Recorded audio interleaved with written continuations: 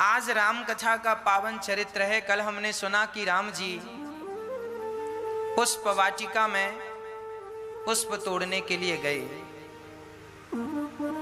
जब राम जी पुष्प तोड़ने लगे, लक्ष्मण जी साथ में थे, तब उसी वक्त उसी समय माता सीता भी उसी पुष्प वाटिका में पहुंची और बहुत सारी सखियों के साथ पहुंची। सारी सखियां रोज पूजा करने जाती थीं। किसकी पूजा करने? गौरी माता की। गौरी गोपाल जी, गौरी माता की पूजा करने माँ सीता जी जाया करती थी। और जब पूजा करने माता सीता गईं तो एक सखी को लगा कि रोज हम पूजा करने जाती हैं, रोज मंदिर जाती हैं, आज मंदिर ना चलें, जरा बगीचे को देखें, पुष्प वाटिका को देखें, फुलवारी को देखें, कितनी सुंदर है। तो गोस्वामी जी लिख रहे हैं, एक सखी सी संग बिहाई, मतलब सीता के साथ जितनी सखियां थीं वो तो सीता के साथ चली गई मंदिर, पर एक सखी का मन मंदिर में नहीं लगा और वो घूमने चली गई। और जैसी घूमने गई, जरा दूसरी गली में गई, अर्थात वहाँ गलियां हैं बगीचे की, वहाँ जब गई तो वहाँ राम और लक्ष्मण पुष्प चुन रहे थे, अर्थात तोड़ रहे थे। उस सखी ने जब राम को देखा, आप पलक दृष्टि से देखती गई, कितना सुंदर है स्वरूप, कितने सुंदर हैं ये। अब वो सखी लंबी लंबी सांसें भर के और दौड़ी दौड़ी गई, सीता सीता सीता। थक गई। सखियों ने कहा, क्या हुआ, इतनी परेशान क्यों है? किसी ने तुझे मारा क्या? किसी ने कोई डांटा? खतरा है क्या? बोले, खतरा नहीं, अब तो आनंद ही आनंद है। फिर परेशान क्यों है? बोली, चलो हम तुम्हें भी दिखाना चाहते हैं कुछ। क्या दिखाना है? उस सखी ने, अच्छा वो सखी जो थी ना, वो कौन थी? उन्हीं सखी का विवाह लक्ष्मण जी से हुआ, वो उर्मिला थी, है ना। एक्चुअली वो उर्मिला थी, जो एक सखी सी संग विहाई, जो एक सखी की चर्चा है, जो आज मंदिर नहीं गई, वो उर्मिला थी, जिनका विवाह आगे लक्ष्मण जी से होना है। परंतु अभी तो वो सीता को बुलाकर लाई, और सीता जब आई और जब सीता माँ राम जी के सन्मुख आकर खड़ी हो गई, दूर इस तरफ पुष्पों के बीच में राम लला खड़े हैं और सामने सीता जी अपनी सखियों के साथ खड़ी हैं, और जो राम जी से नैना मिले तो आज सीता जी इतनी सुंदर लग रही हैं, इतनी सुंदर लग रही हैं कि आज यहाँ सीता जी राम को देख रहे हैं और वहाँ नारायण लक्ष्मी जी को देखने लग गए।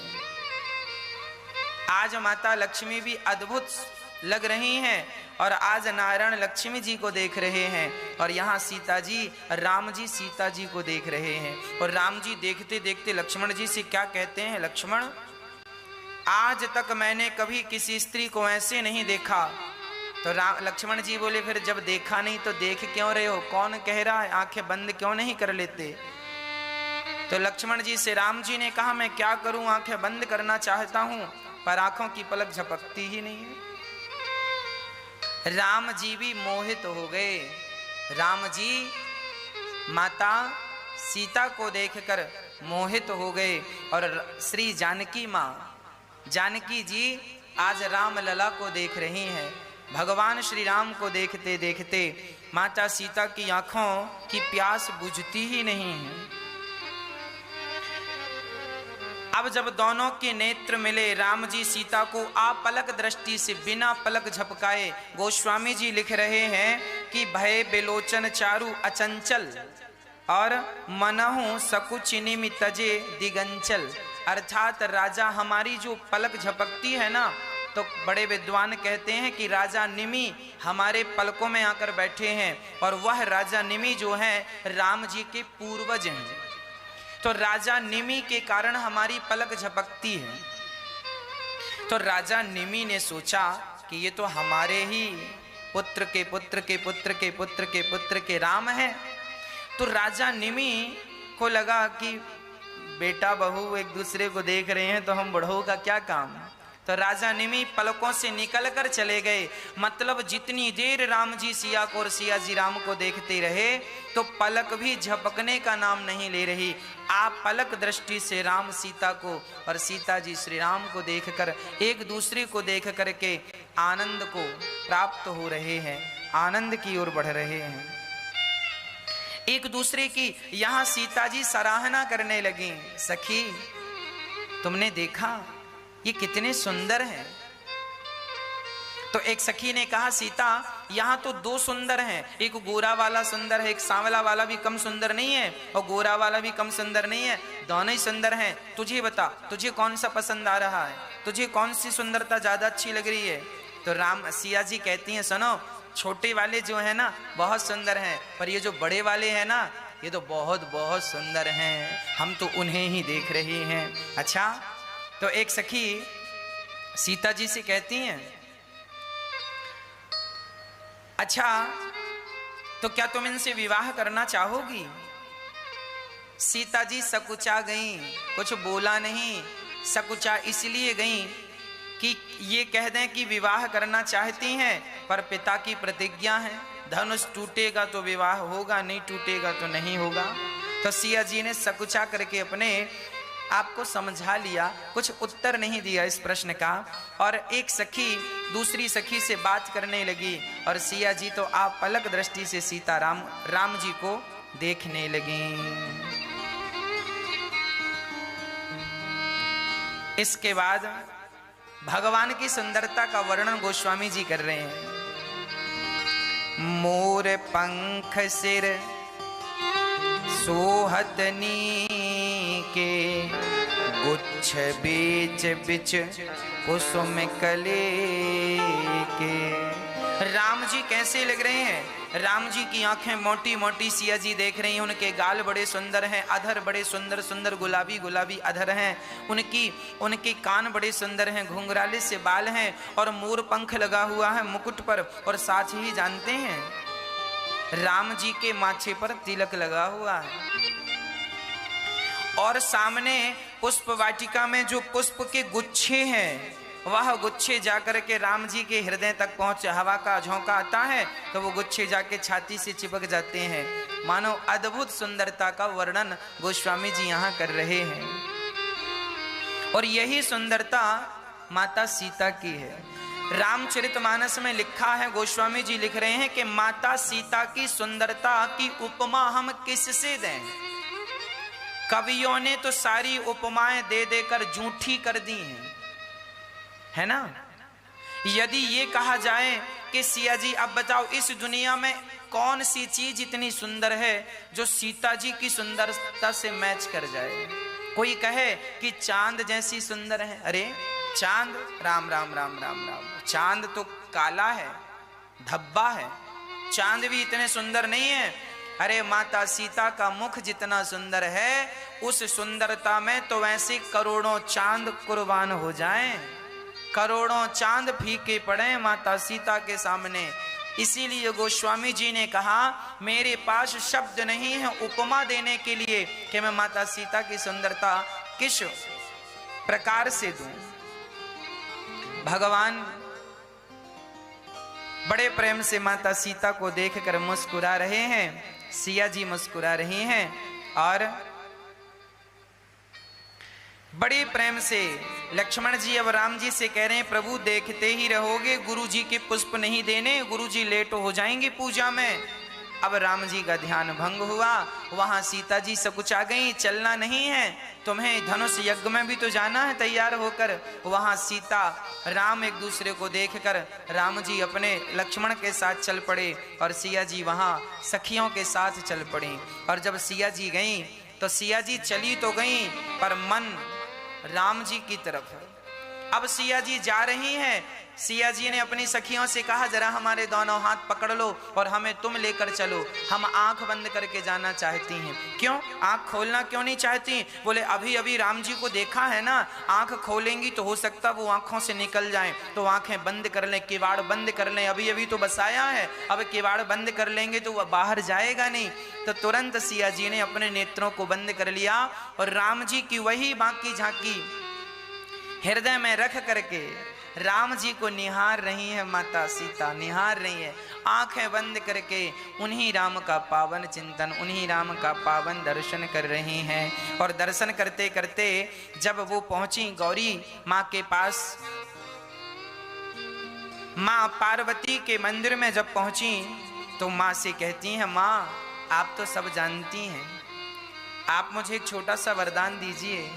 हाँ हाँ, तो क्या चाहिए तुम्हें सीता? तब माता सीता ने कहा, मनु जाहिरा च्यों मिलहि सोबर, सहज सुंदर सावरो, करुणा निधान सुजान शील, स्नेह जानत रावरो, यही भांति गौर आशीष सुनसिया, सहित हिया हर्षित हरि, तुलसी भवन नहीं पूज्य भुनि भुनि, उदित मन मंदिर चली।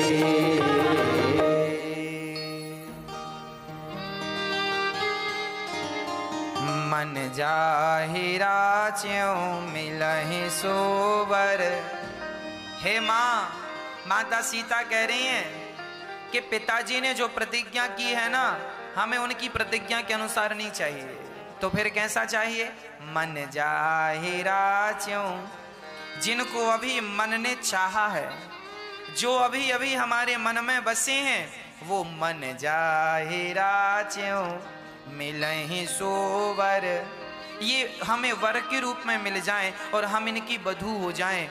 तो माता गौरी ने कहा कि ये बताओ सीता कि वहां तो तुमने अभी अभी दो पुरुषों को देखा है, तुम्हें कौन सा भाया?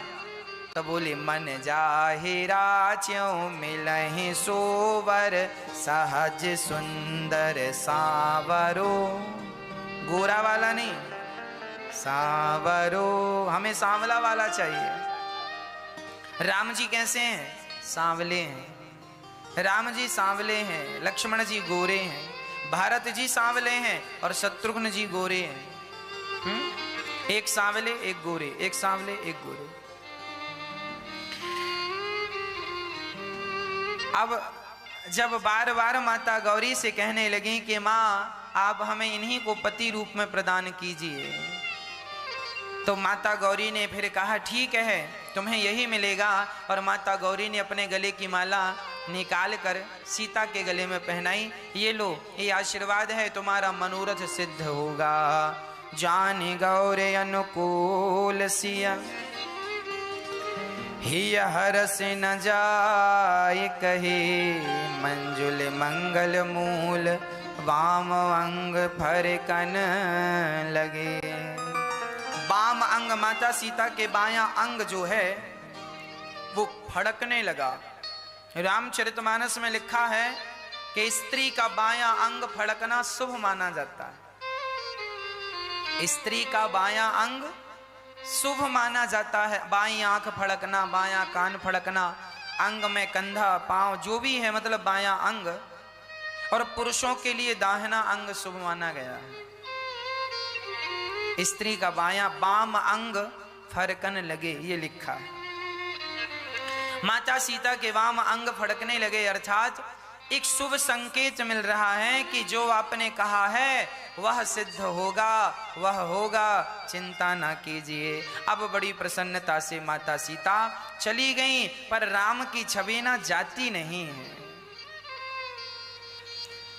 हृदय में बैठ गई है वो छवि, और आनंद के साथ माता जानकी चली हैं। और यहां पर अब गुरु जी से कह रहे हैं चलें। गुरु जी ने कहा लक्ष्मण तैयार हो जाओ, राम तैयार हो जाओ। हाँ हाँ, कहाँ चलना है गुरु जी? बोले सीता का स्वयंवर देखने नहीं चलना? हाँ हाँ चलो। अब राम और लक्ष्मण तैयार हो गए, और गुरु जी आगे आगे और लक्ष्मण जी, राम जी बीच में और लक्ष्मण जी पीछे पीछे। हमेशा गुरुजनों के पीछे पीछे हमें चलना चाहिए। राम जी ने अपने गुरु जी को आगे कर लिया, पीछे पीछे चले। और जब जनक जी के उस धनुष यज्ञ में पहुंचे तो वहां पर सब मंचन ते मंच एक सुंदर बिरसद विशाल, सुंदर विसद विशाल, मुनि समेत देव बंधु तहां बैठा रे महिपाल। सब मंचों से एक मंच श्रेष्ठ बना रखा था श्री जनक जी ने।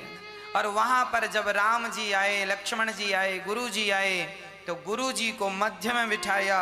एक तरफ लक्ष्मण जी, एक तरफ राम जी बैठ गए।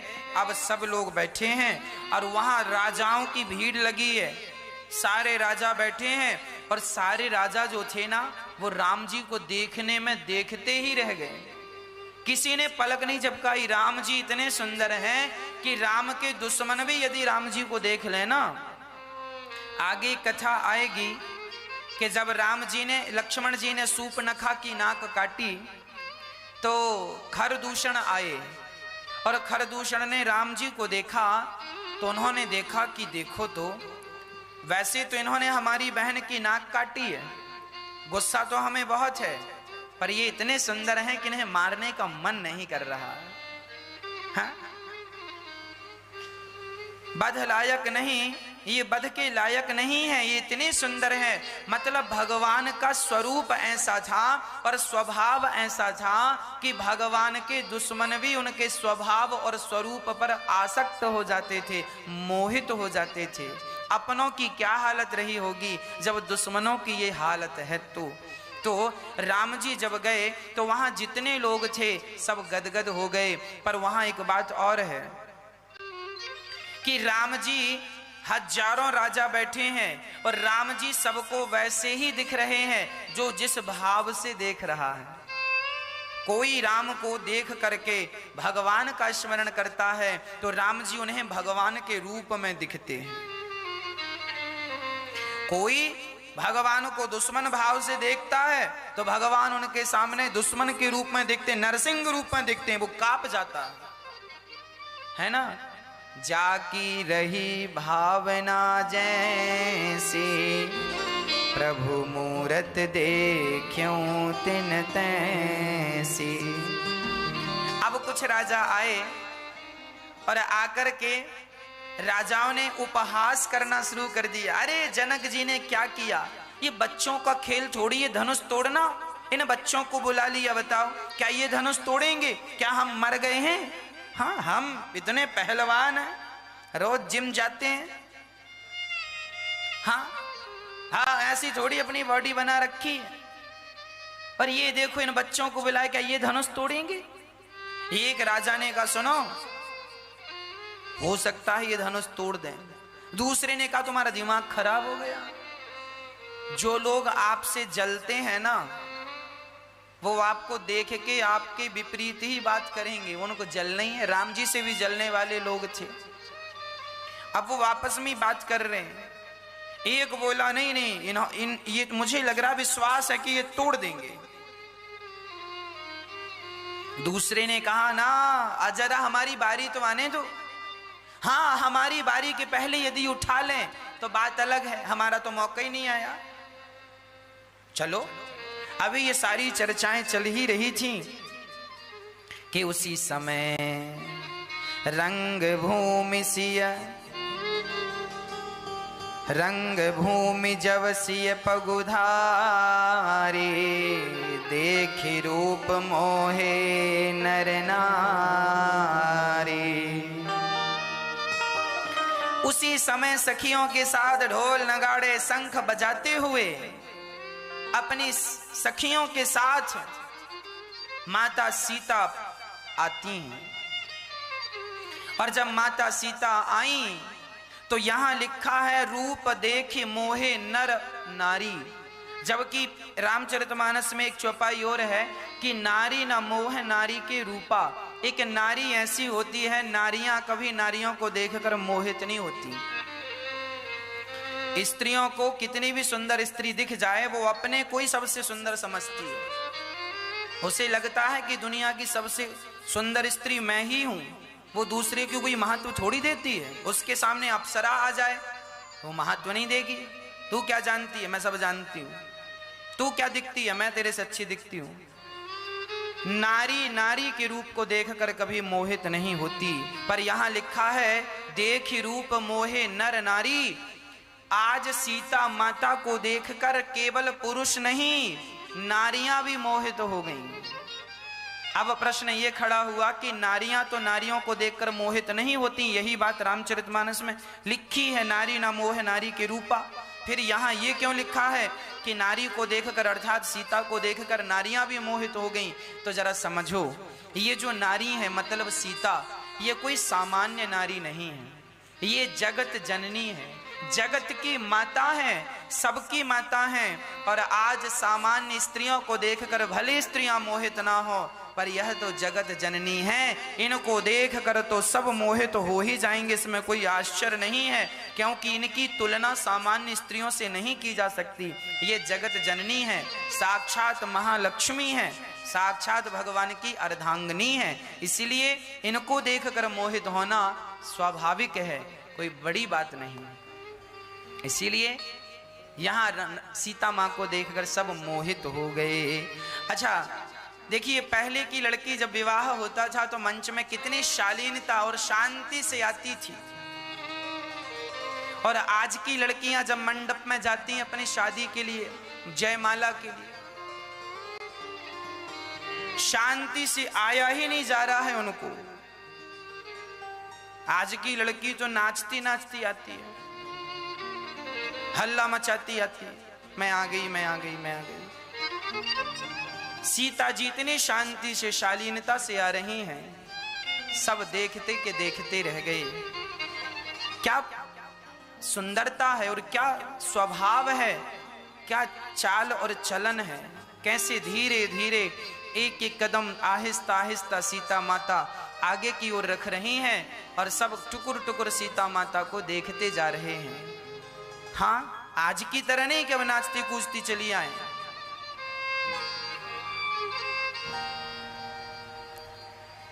भाई जो मर्यादाएं हैं ना, हमें उन मर्यादाओं का पालन करना चाहिए। ये मर्यादाएं बुरी नहीं है।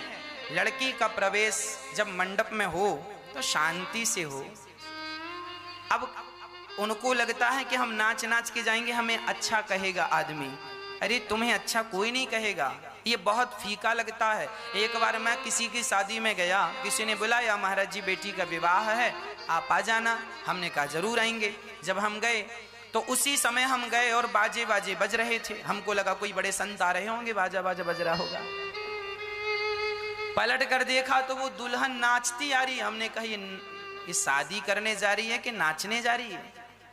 हाँ, पहले का जमाना था कि घर में विवाह होता था तो नाचने वाले बाहर से बुलाए जाते थे, और अब बाहर से बुलाने की जरूरत नहीं, घर में ही नाचने वाले हैं।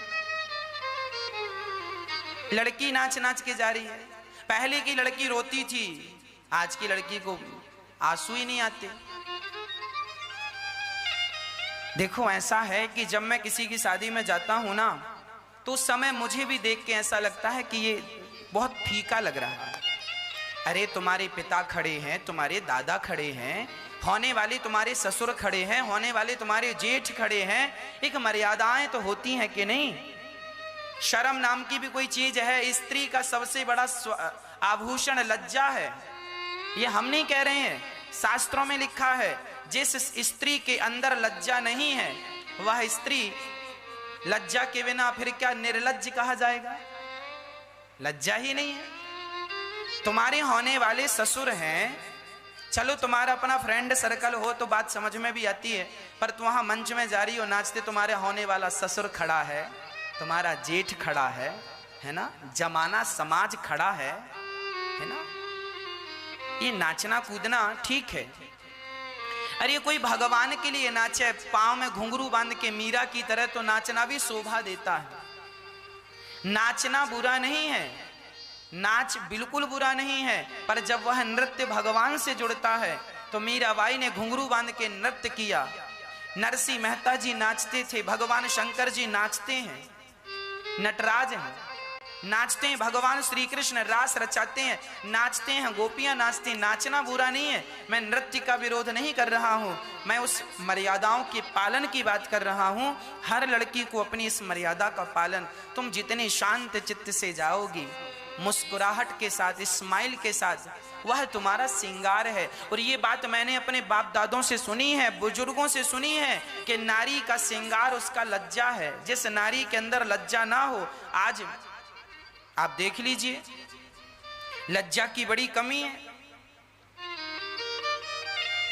इसीलिए हमें थोड़ा सा अपनी मर्यादाओं का ख्याल रखना चाहिए। हम भारत में रह रहे हैं, हम भारत के बाहर अमेरिका, जापान, लंदन, पेरिस में नहीं, ये भारत है। यहाँ की परंपरा, ये भारत परंपरा और मर्यादाओं से ही जाना जाता है। आपको पता होना चाहिए, आज दुनिया के तमाम देशों में मंडप गाड़ने लगे। अमेरिका जैसे देशों में थोड़ी जानता है कोई कि मंडप क्या होता है, हल्दी कैसे चढ़ती है, तेल कैसे चढ़ता है। हमारे यहाँ तो मांगर माटी होती है।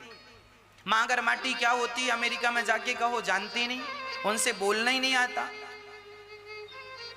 हाँ, मांगर माटी क्या होती है? शादी के पहले लड़की जाती है और अपने गांव की मिट्टी खोद कर लाती है ना, मिट्टी खोद कर लाती है, थोड़ी सी गांव की, नगर की, वहां मिट्टी।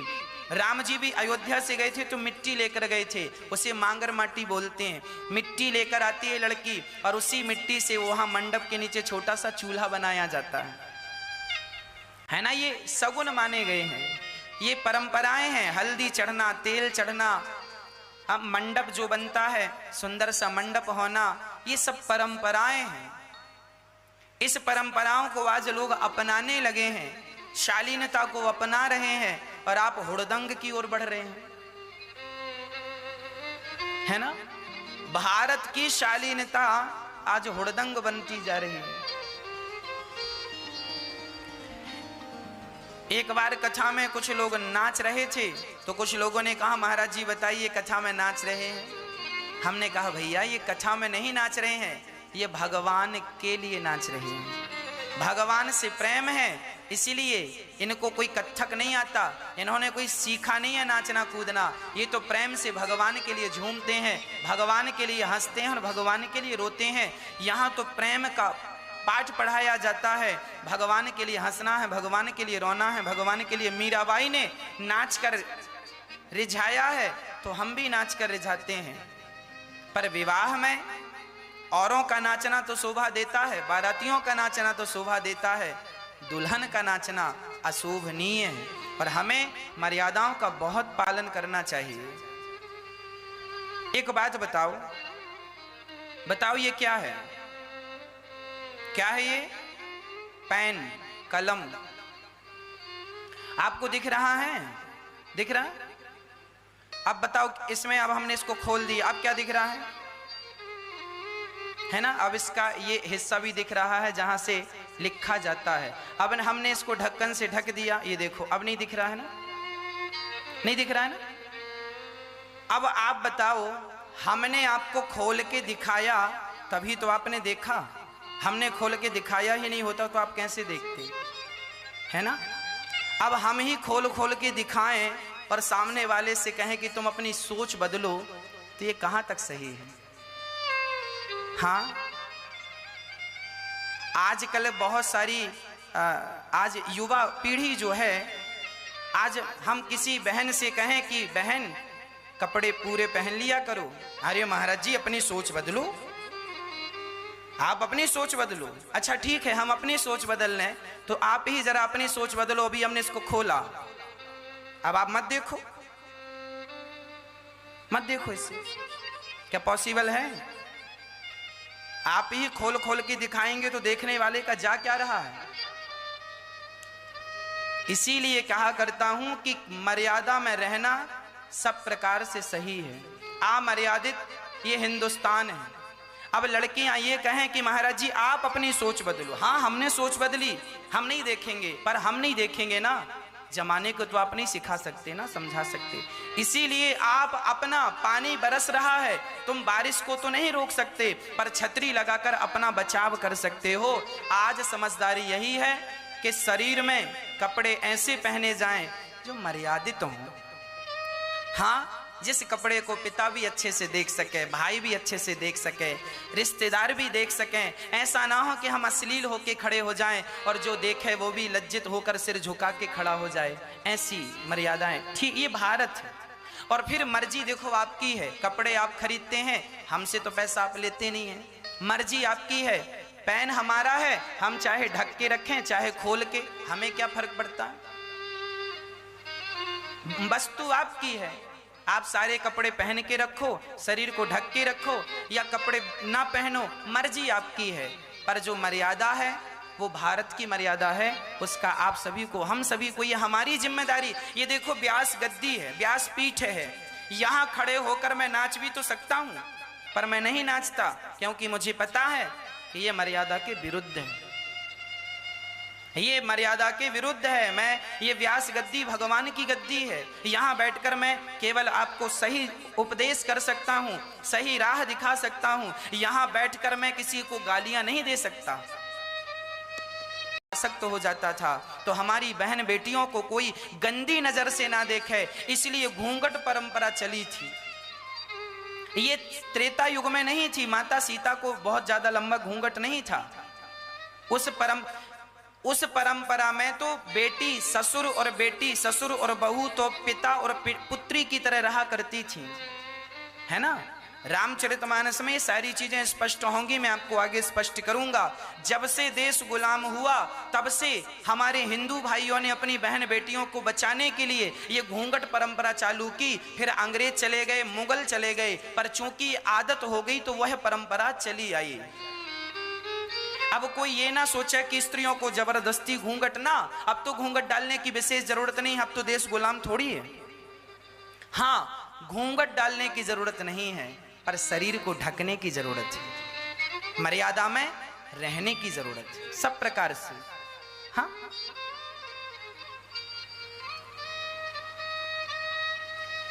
तो माता सीता जब रंग भूमि जब सिय पगुधारी, देखी रूप मोहे नर नारी। सब कोई बड़े प्रेम से राम जी सीता जी सखियों के सहित गईं और वहां एक झरोखा था, वहां जाकर माता सीता सिंहासन पर बैठ गईं। सखियां खड़ी हैं और बड़े प्रेम से अब वहां पर लोग आए, इकट्ठे हुए और विरदावली गाई, सुनाई, वहां का आदेश सुनाया। सुनो सुनो सुनो, यह पिनाक धनुष शंकर जी का धनुष है, जो राजा इस धनुष पर डोरी चढ़ाएगा उसी राजा से सीता विवाह करेंगी। अब ये बातें हो गईं, अब बड़े बड़े राजा आने लगे। जो सबसे फर्स्ट में बैठे थे उनने कहा पहले मैं जाऊंगा। अब धनुष रखा है, अब जनक जी देख रहे हैं कोई डोरी चढ़ाए, हम सिया जी को भेजें और वो माला पहनाए। अब सिया जी बस टुकुर टुकुर राम जी की तरफ देख रही हैं और राम जी भी ऐसे ऐसे सिर करके धीरे से सीता जी की तरफ देख लेते हैं और मानो सीता जी ये इशारे से कह रही हैं पहले इनको मत उठने दो, आप ही उठ जाओ, आप ही जाओ और धनुष तोड़ो। राम जी कह रहे हैं मन से चिंता ना करो, यदि हम धनुष तोड़ लेंगे ना तो बड़ा विरोध हो जाएगा। क्या विरोध हो जाएगा? बोले ये लोग कहेंगे हमें अवसर नहीं मिला, तो पहले इन्हें अवसर देना अति आवश्यक है। तो राम जी चुपचाप बैठे हैं और बड़े बड़े राजा, है ना, रावण भी वहां पर आया था और केवल रावण नहीं, वहां पर तो बाणासुर भी इस धनुष को देख करके चुपचाप वहां से चलता बना। रावण और बाणासुर जैसे योद्धा भी देखकर चलते बने, हिला नहीं किसी से। अब बड़े बड़े राजा उठा रहे। एक राजा बड़ा गया, बड़का पेट था, बहुत खाता था, उसको लगा मैं ज्यादा खाता हूं तो ज्यादा ताकत होगी। गया और जाकर के एक हाथ उसने रखा धनुष के ऊपर और उठाने का, उसको लगा मैं एक हाथ से उठा लूंगा, और उठाने को लगा, पूरी ताकत लगाया, हिला भी नहीं, तब उसने दोनों हाथ रखे और दोनों हाथ जब दोनों हाथ से उठाने लगा तो पसीने निकल गए। और जब पसीने निकले तो जो धनुष था वो भी कोई सामान्य धनुष थोड़ी था, शंकर जी का जीता जागता धनुष ने एक लात मारी, चल लात मारी तो जाके चारों कोने चित्त गिरा। अब चुपके से जाकर अपनी सिंहासन पर बैठ गया और जाकर बैठा बाजू वाले से। बाजू वाले ने कहा क्यों कटाली नाक अपनी, बड़ा राजा बनता था, बैठ जा चुपचाप यहाँ। तो उसने कहा सुनो जाओ तुम ही ट्राई कर लो। हाँ हाँ हम जा रहे हैं, हमें तुम्हारे जैसे समझे हो क्या, अपने जैसे मत समझना, हम तो ऐसे 50 धनुष उठा लेंगे। अब दूसरा राजा गया, बड़ी तेजी से राजा गया और उसने बड़ी जोर से धनुष में दोनों हाथ जमाए और जो उठाने लगा धनुष भगवान ने फिर लात जमाया, वो भी चारों कोने चित्त। सारे राजा आते गए, चित्त होके चलते गए। अंत में क्या हुआ, भूप सहस 10 एक ही वारा, लगे उठावन टरहि नटारा। है ना, भूप सहस 10 एक ही वारा, लगे उठावन टरहि नटारा।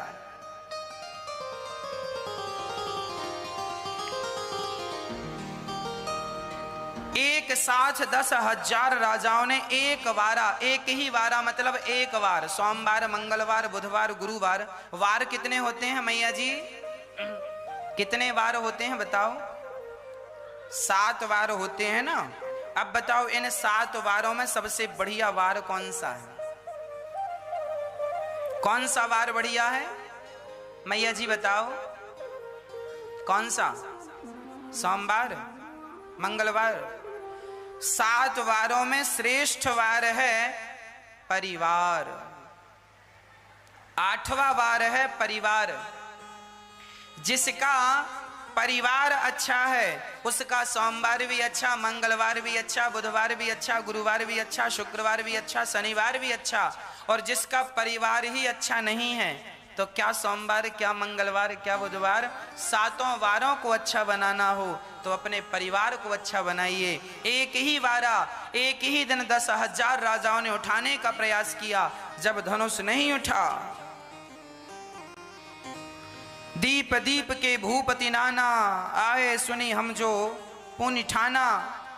अब बड़े बड़े, अब जनक जी ने देखा कि कोई धनुष नहीं उठा सका और जनक जी को बड़ा गुस्सा आया जनक जानकी जी की तरफ देख करके, और जनक जी उदास होकर बोले अब लगता है मेरी बेटी को जीवन भर कुंवारा रहना पड़ेगा, कोई छत्री नहीं है, छत्रियों से पृथ्वी खाली हो गई है, इस धनुष को कोई उठा नहीं सकता। अब जनक जी की बातें सुन सुन के लक्ष्मण जी को बड़ा गुस्सा आ रहा, अरे भैया जी बैठे और ऐसी बातें चल रही, ऐसी बातें चल रही। अब लक्ष्मण जी तमतमा के उठे, जनक जी ठहरो। हाँ हाँ ठहरे हैं, बताओ क्या चाहिए। अरे चाहिए क्या, जहां हमारे भैया राम और हम जिस सभा में बैठा करते हैं ना, वहां कोई ऐसी बातें नहीं करता कि कोई छत्री नहीं बचा, हम हैं छत्री। और हम इस धनुष की क्या बात कहें, सारी पृथ्वी को गेंद की तरह लेकर के भाग जाएंगे। हाँ अब राजा डर गए, हे भगवान धनुष को क्या कहें, पृथ्वी को लेके भाग जाएंगे। तो किसी ने कहा जब पृथ्वी को लेके चले जाएंगे तो फिर ये कहां रहेंगे, ये भी तो पृथ्वी में ही है। लक्ष्मण जी का क्या कहना है, लक्ष्मण जी शेषानांग हैं, शेषावतार हैं, और लक्ष्मण जी अर्थात शेषनांग भगवान के ऊपर ही पृथ्वी रखी है, शेषनांग भगवान के फणों पर ही पृथ्वी रखी है, ऐसा हमारे शास्त्रों का मत है ना। अच्छा साइंस भी कहता है कि पृथ्वी पानी में टिकी हुई है और शेषनांग भगवान समुद्र में है, और समुद्र के ऊपर पृथ्वी टिकी है शेषनांग भगवान के ऊपर, तो पानी सांप पानी में ही तो रहता है। तो साइंस भी लगभग वही बात कह रहा है कि पृथ्वी पानी में है, आप जमीन में कितना भी खोद लीजिए पानी ही पानी है, और पृथ्वी पानी पर है और शेषनांग भगवान भी पानी में रहते हैं क्षीर सागर में, तो पृथ्वी उनके ऊपर उनके शीश पर टिकी हुई है। तो वह कह रहे हैं कि हम पृथ्वी को लेकर के दूर तक गेंद की तरह चले जाएं, और आप कह रहे हैं धनुष की बात। तो जनक जी ने कहा जब इतनी ताकत है तो धनुष उठा क्यों नहीं लेते, डोरी चढ़ा क्यों नहीं देते। अब लक्ष्मण जी बोले अच्छा ठीक है अभी चढ़ाता हूं। अब लक्ष्मण जी तुरंत धनुष की तरफ बढ़े और जैसे ही धनुष के पास पहुंचे, अब विश्वामित्र जी समझ गए लक्ष्मण रुको रुको रुको, यदि आपने डोरी चढ़ा दी तो फिर राम जी को तो बाबा जी बनना पड़ेगा, फिर इनका थोड़ी विवाह होने वाला है। इनके भाग्य में तो विधाता ने एक ही स्त्री बनाई और यही है। और आप सुनो, यहाँ आओ। तुरंत गुरु जी ने बुलाया, यहाँ लक्ष्मण जी गुस्सा नहीं, शांत बैठो। अब विश्वामित्र जी ने देखा कि बढ़िया मुहूर्त आ गया है, समय हो गया है। तब विश्वामित्र समय शोभ जानी, विश्वामित्र समय शोभ जानी, भूले अति स्नेहमय वाणी, भूले अति स्नेहमय वाणी, उठाहूँ राम भंजहूँ भव चापा, उठाहूँ राम भंजहूँ भव चापा, बैठहूँ तात जनक परितापा, बैठहूँ तात जनक परितापा।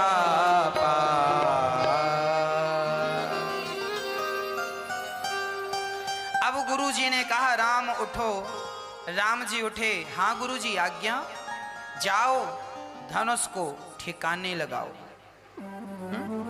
अब राम जी गए, राम जी गए। अब तो सारे लोग टुकुर टुकुर देख रहे हैं, पलक झपकाने का नाम नहीं ले रहे हैं। पता नहीं पलक झपकाए तभी काम तमाम हो गया तो देख नहीं पाएंगे। सब टुकुर टुकुर बिना पलक झपकाए देख रहे हैं। और माता सीता जी का हृदय तो जोर जोर से धक धक धक धक करने लगा, पता नहीं उठता है कि नहीं। सीता माता पृथ्वी माता से कहने लगी, हे पृथ्वी माता, अभी तक धनुष को आपने पकड़ा था, अब जरा छोड़ दो, बिल्कुल हल्का कर दो, सारा वजन इसका बिल्कुल खींच लो, बिल्कुल फूल की तरह कर दो। हाँ? और अब सीता जी यहाँ प्रार्थना कर रही हैं और राम जी गए। राम जी ने भगवान शिव को प्रणाम किया, सभा में विद्वानों को प्रणाम किया, गुरुजनों को प्रणाम किया, धनुष को प्रणाम किया, क्योंकि धनुष भी शिव जी का धनुष है, ये भी वंदनीय है। हाँ, प्रणाम किया, परिक्रमा लगाई और प्रणाम करके परिक्रमा करके राम बड़े प्रेम से धनुष की तरफ टुकुर टुकुर राम जी देख रहे हैं। सीता जी कह रही हैं जल्दी उठाओ, जल्दी तोड़ो। राम जी कह रहे हैं ना, हम तो वैसे ही देर लगाएंगे जैसे तुमने देर लगाई है। जनक लली ने कहा, सिया जी ने कहा, हमने कब देर लगाई? हाँ हाँ, आपने भी देर लगाई है। जब दुल्हन बनकर आई थी, अभी जब आई, कैसे धीरे धीरे धीरे पाँव में कांटा लगा था, ऐसे धीरे धीरे धीरे पाँव रख रही थी। अरे जल्दी आ गई होती तो अभी 4 बज गए शाम को, जल्दी आ गई होती तो जल्दी, है ना, 12-1 बजे तक तो धनुष टूट गया होता और खा पी रहे होते। तुम्हारे चक्कर में भूखे बैठे हैं। अब आपने देर लगाई है तो हम भी देर लगाएंगे। अब वहां जानकी जी राम जी को निहार रही हैं और भगवान ने उसी समय भगवान ने लेत चढ़ावत खेचत गाढ़े, काहू न लखा देख सब ठाणे।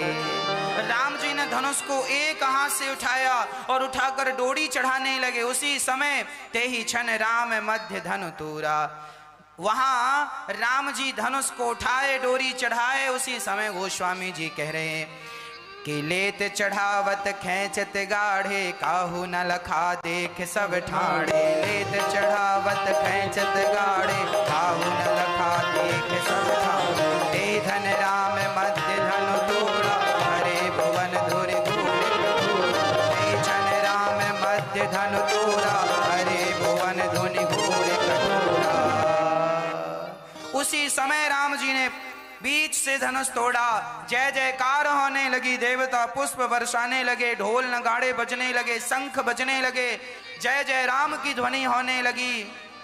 बोलिए सियावर रामचंद्र की, सियावर रामचंद्र की। अब तो बड़े प्रेम से भगवान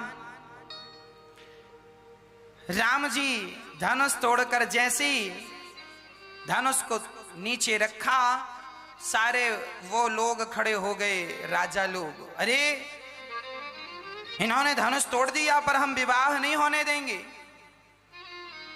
दूसरे ने कहा क्यों, तुम क्यों नहीं विवाह होने दोगे? उसने कहा कि हमने सीता को देखा है और हम विवाह करेंगे। तो दूसरे ने कहा तुम विवाह करते तो धनुष को क्यों नहीं उठाया? अरे उसने कहा चुप रहे, हम तो भड़का रहे हैं ताकि दंगा वंगा हो जाए।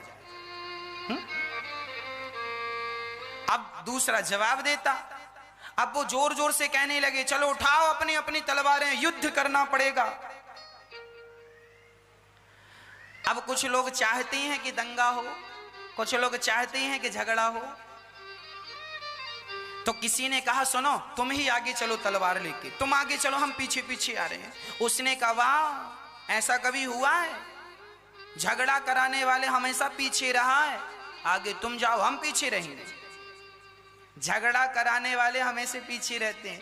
उस चक्कर में कोई गया नहीं। सीता जी माला लेकर के आई और माला लेकर आई। राम जी खड़े हैं। राम जी का कद जरा ऊंचा है, सिया जी का कद जरा छोटा है, सीता जी छोटी सी है। उस जमाने में ऊंची हील वाली चप्पल चलती नहीं थी कि पहन के खड़ी हो जाएं और बड़ी दिखने लग जाएं। सीता जी जनक लली छोटी सी थी, राम जी जरा लंबे थे। अब राम जी को माला कैसे पहनाए? तो जरा सिया जी ने राम जी से कहा सरकार जरा सिर नीचे करो, हमारा हाथ वहां तक आ नहीं रहा है, माला फिर पूरा पहना नहीं सकते। आजकल आप लोगों ने देखा होगा शादी विवाह में बड़ी नौटंकी होती है। कहीं माला पहनाने के समय कोई लड़का को उठा लेता है तो कोई लड़की को उठा लेता है और माला ही टूट जाता है जिस माला को पहना रहे हैं। शादी के पहले ही माले वाले टूट गए, आगे चल के राम जाने क्या होगा इन लोगों का। हाँ? कैसी कैसी शादियां लोग करते हैं और कैसा कैसा। इसीलिए कहते हैं हर जगह हर, देखिए मजाक भी अच्छी बात है पर हर जगह मजाक अच्छी नहीं लगती।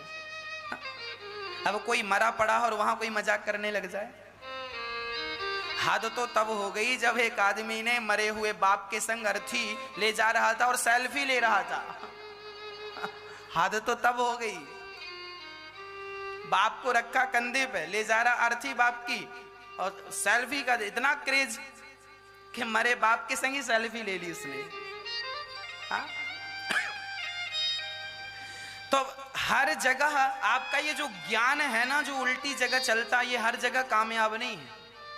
कहाँ मजाक होनी चाहिए, कहाँ मजाक नहीं होनी चाहिए, कहाँ कौन सी बात होनी चाहिए, कहाँ कौन। इसीलिए कहते हैं कि शिक्षा तो हो पर शिक्षा के साथ दीक्षा हो। आपको शिक्षा तो है पर दीक्षा ना होने के कारण, गुरु परंपरा से ना जुड़ने के कारण आपका जीवन अभी रिक्त है, अर्थात खाली, बहुत चीजों से खाली है।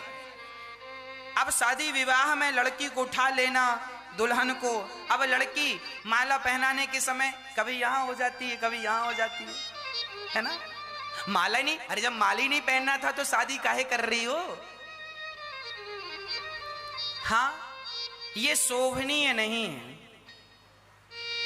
ये अशोभनीय है। शादी विवाह जानते हो, मर्यादा जानते हो। हमारे हिंदू धर्म में सनातन संस्कृति में यह लिखा हुआ है कि लड़की का जब विवाह होता है तो वह लक्ष्मी स्वरूप होती है और लड़के का जब विवाह होता है तो वह नारायण का स्वरूप होता है। दुनिया में कोई भी लड़की मंडप के नीचे बैठी हो, किसी भी जात की हो, मंडप के नीचे हिंदू परंपरा से उसका विवाह हो रहा है तो मंडप के नीचे बैठी लड़की और लड़का दोनों ही लक्ष्मी और नारायण हैं। उन्हें लक्ष्मी और नारायण के रूप में ही देखना चाहिए। जब तुम्हारी शादी होती है ना, मंडप के नीचे पंडित जी वेद मंत्र पढ़ते हैं, वहां मंडप की जो छांव होती है, सारे वेद पुराणों का आवाहन होता है, संत मुनियों का आवाहन होता है। ऋषियों का आवाहन होता है, सप्तर्षियों का, भगवान का, गणेश जी का, गौरी जी का आवाहन होता है और भगवान की उपस्थिति में तुम्हारा विवाह कराया जाता है। पंडित जी पूजा कराते हैं, ऐसे नहीं करा देते। सारे देवताओं को बुलाकर अग्नि स्थापन करके और तुम्हारे विवाह होते हैं। तुम्हारे विवाह के साक्षी सभी देवी और देवता होते हैं। तुम नारायण होते हो विवाह के समय और लड़की लक्ष्मी होती है, तो तुम लक्ष्मी नारायण हो भैया। तुम अपनी मर्यादा का तो ख्याल रखो। हाँ, आज लोगों को बिल्कुल जानकारी नहीं है कि हम कौन हैं। आजकल तो लड़के शादी करने जाते हैं, अपनी शादी में शराब पी के आते हैं। हाँ या ना? हमने सुना कि लड़का शादी में बार बार दुल्हन की गोद में जाके गिर रहा था। क्यों गिर रहा था दुल्हन की गोद में? ज्यादा पी रखी थी, बैठा भी नहीं जा रहा। हम तो लड़की के माँ बाप से कहेंगे ऐसे दुल्हे को तुरंत उल्टा लटका के मारो और तुरंत बारात को वापस कर दो। जो लड़का मंडप के नीचे अपने आप को नहीं संभाल सकता, वो तुम्हारी लड़की को जीवन भर क्या संभालेगा? क्या संभालेगा? सोचो। जो शादी के दिन ही अपने आप को ना संभाल सका, वो शादी के बाद तुम्हारी बेटी को क्या संभालेगा? तुमने कैसा लड़का ढूंढा है अपनी बेटी के लिए? शराबी ढूंढ लिया, शादी करने आया उसमें भी पी के आया। ऐसे दुल्हों को तो तुरंत वापस कर देना चाहिए। जा बारात लेके, खाना भी मत दो, खाया हो तो पेट में मारो, सब बाहर निकले। हाँ, इसीलिए आप अपनी बेटियां जरा सूझबूझ के दिया करो, समझदार को दिया करो। लड़का जरा कम कमाता हो, लड़का जरा कम पैसे वाला हो चलेगा, पर सेल्फ हो, कमाने वाला हो, अपनी मेहनत पर विश्वास रखने वाला हो, बाप के टुकड़ों पे ना पल रहा हो। ऐसे लड़के को बेटी दोगे तो सुखी रखेगा और सुखी रहेगी बेटी। पैसे वाले जरूरी नहीं है कि करोड़पति से तुम बेटी का विवाह कर दोगे ना। कैसे करोड़पति लोगों को भी मैंने देखा है कि बेटी से विवाह कर लेते हैं और बाद में ताने मारते हैं, तुमने अपने बाप के घर में देखा ही क्या है, यहाँ तो देखो ये सब कुछ है। ज्यादा अमीर के घर भी बेटी ना दे देना। ज्यादा अमीर के घर दोगी तो तुम्हारी बेटी को जीवन भर ताने सुनने को मिलेंगे कि देखो तुम्हारे बाप तो कैसे थे, तुम तो कहाँ रहती थी और आज तुम यहाँ रह रही हो, तो बड़ी नाटक कर रही हो। आप जरा अपनी भावनाओं को रखेंगे ना, आप जरा ससुराल में कुछ कह देंगे ना, तो वो अपने पैसे की गर्मी दिखाएंगे। तुमने देखा है अपने बाप के घर में, यहाँ आए तो देखने लगे। इसलिए हमारे बड़े बुजुर्ग कहते हैं शादी विवाह लेवल में करना चाहिए। दाल रोटी हम आनंद से खा रहे हैं तो अपने हिसाब की लड़की देख लो, अपने हिसाब का लड़का देख लो। ज्यादा करोड़पति से भी ना कर देना, नहीं ताने सुन सुन के मर जाएगी तुम्हारी छोरी। हाँ जी, सही है या गलत है? ये हम नहीं कह रहे हैं, पद्म पुराण में लिखा है, हम पढ़ रहे थे एक दिन, सब कुछ लिखा है उसमें। लड़की विवाह कहाँ करें कहाँ ना करें, अपनी तालमेल में, अपनी हैसियत में सब करना चाहिए। हमारे बड़े बुजुर्ग कहावत कहते, जितना चादर हो उतना पांव पसारो, उससे ज्यादा नहीं। ज्यादा पसारोगी तो पांव बाहर जाएंगे, ठंडी लगेगी।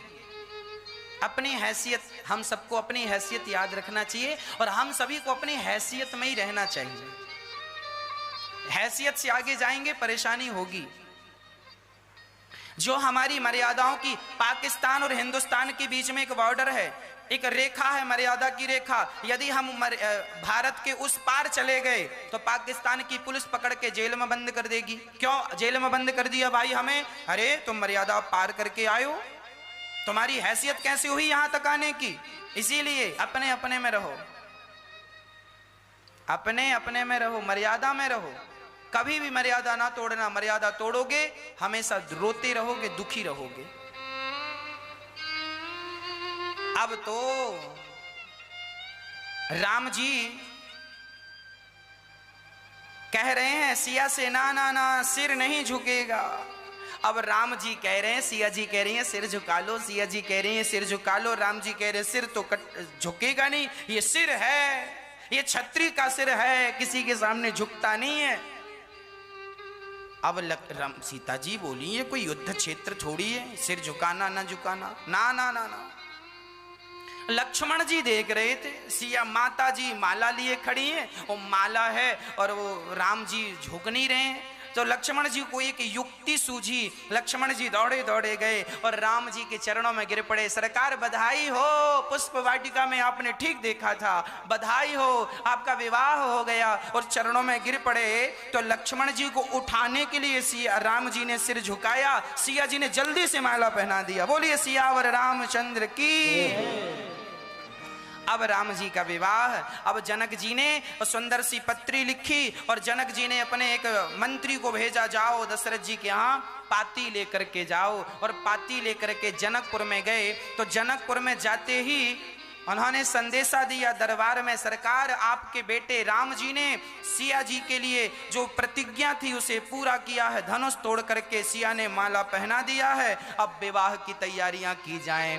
अब दशरथ जी सुने, वहां भरत जी भी थे, भरत जी दौड़े दौड़े गए, मैया मैया भाभी आ रही हैं। अरे कौशल्या जी चौकी, भाभी आ रही हैं, कहाँ भाभी? अरे मैया भैया राम का विवाह होने वाला है, धनुष तोड़ दिया है, अब तो सारे यहाँ उत्सव चालू हो गया। एक तो राम जन्म का उत्सव, अब राम विवाह का उत्सव, खूब आनंद से विवाह उत्सव चल रहा है। दशरथ जी खूब बधाइयां लुटा रहे हैं और ब्राह्मणों को दान पुण्य कर रहे हैं, गौ दान कर रहे हैं, सारा दान पुण्य करके और बारात तैयार हो रही है। कौन कौन जाएगा बारात में? गांव के छोटे छोटे बच्चे बोले हम भी राम जी की बारात में जाएंगे। बूढ़े बूढ़े लोग, हाँ, जिनका सिर ऐसे ऐसे हिल रहा था, वो भी बोले हम भी बारात में जाएंगे। सारे लोग बारात में, सोने के रथ तैयार किए गए, सुंदर से घोड़े तैयार किए गए और बढ़िया दशरथ जी बैठे हैं। एक रथ में 10 रथ बैठ गए, एक रथ में 10 रथ बैठे हैं और चले हैं। और जब चलते चलते चलते चलते और जब एक गांव के पास बारात गुजरी, एक गांव के पास से, तो गांव वालों ने पूछा भैया ये कहाँ जा रहे हो? तो कुछ लोग पैदल जा रहे थे, उन्होंने कहा पता नहीं है, राम जी का विवाह हो रहा है। अच्छा, विवाह बारात जा रही है, ये बारात है? अच्छा अच्छा अच्छा, ये बारात जा रही है। तो ये बताओ, बारात तो दिख रही है, दुल्हा कहीं नजर नहीं आ रहा है। अब वो गांव के लोग, जो अयोध्या के लोग बारात में नाच रहे थे, जब उनसे गांव वालों ने पूछा कि बारात तो है, दुल्हा कहाँ? तो तुरंत दौड़े दौड़े दशरथ जी के पास गए। दशरथ जी गांव के लोग पूछ रहे हैं कि दुल्हा कहाँ है, हम क्या जवाब दें बताओ? अब दशरथ जी बोले हमें क्या पता, क्या गुरु जी से पूछो, गुरु जी बताओ, गांव वाले पूछ रहे हैं दुल्हा कहाँ, क्या बोलना है? गुरु जी ने सोचा विचार करके कहा अच्छा उनसे बोल दो कि दुल्हा, उन्होंने कहा एक काम करो, भरत जी को बिठाल दो एक रथ में, और कोई पूछे कि दुल्हा कहाँ है तो कह देना ये दुल्हा, क्योंकि उनको गुरुजी को पता था कि इनका भी तो विवाह होना है, तो भरत जी को बिठाल दिया। अब वो लोग भागे भागे गए और दूसरे गांव में तब तक बारात चली गई। दूसरे गांव के लोग बोले कहां से आ रहे हो? तो अब ये लोग ये कुछ नहीं बता रहे हैं कि कहां से आ रहे हैं। हाँ सुनो, दुल्हा देखना, दुल्हा। अब ये बस यही कह रहे हैं, दुल्हा देखोगे? दुल्हा नहीं, हमें दुल्हा नहीं देखना, ये बताओ बारात कहां से आ रही है? हाँ दशरथ जी के यहाँ अयोध्या से आ रही है। दुल्हा देखना, दुल्हा। ये बेचारे पक गए थे सुन के कि दुल्हा कहाँ। अब बेचारे बहुत देर बाद दुल्हा कहाँ मिला, तो सबसे यही कह रहे हैं दुल्हा देखना, दुल्हा। हाँ दुल्हा दिखाओ कहाँ है? ये देखो, ये जो है ना, ये घुंघराले वाले सामने, ये दुल्हा। अच्छा, बहुत सुंदर दुल्हा है, बारात बहुत सुंदर है और बढ़िया दुल्हा है। तो अब जरा ये बताओ कि दुल्हा भी अच्छा है, बारात भी अच्छी है, ये बताओ शादी की तारीख क्या है? अब फिर चुप। अब फिर पैदल वाले दौड़े दौड़े गए, दशरथ जी फिर गड़बड़ हो गई। क्या हुआ? अरे बोले ये बारात जा रही है, दुल्हा भी है, पर शादी की तारीख क्या है? अब दशरथ जी बोले गुरुजी आप बताओ तारीख क्या है? एक पहली बारात ऐसी देखी कि जिस बारात में ना दुल्हा था ना शादी की तारीख पक्की थी, बस बारात जा रही थी, खाली बारात, चली बारात। तो चलते चलते बारात जनकपुर पहुंच गई। तो जनकपुर के लोगों ने पूछा क्यों, कहां से आए हो? बोले हम अयोध्या से आए हैं। दुल्हा कहां है? ये बैठे हैं दुल्हा। तो जनकपुर वालों ने कहा क्यों, सबसे तो तुमने झूठ बोला, हमसे झूठ बोलोगे? तुम्हारे दुल्हा पहले से डटे हैं यहाँ, महीने भर से डटे हैं यहाँ। हाँ अच्छा चलो ये बता दो कि शादी की तारीख क्या है? अब फिर अयोध्या वाली चुप हो गई, कोई जवाब नहीं। तो सखियां कहने लगी हाँ ये अयोध्या वाले हैं, बिना तारीख पक्की भाई बारात लेके आ गए। तो दूसरी सखी बोली तुम्हें पता है ये बारात लेके क्यों आ गए? हाँ हाँ हमें सब पता है। तो जरा बताओ ये बारात लेके क्यों आए? अरे बोले बारात लेके इसलिए आ गए क्योंकि ये तो बेचारे सत्तू घोल घोल के पीते थे, सत्तू खाते थे, और सोचा कि जनकपुर में खूब पकवान मिलेंगे तो खाने आए।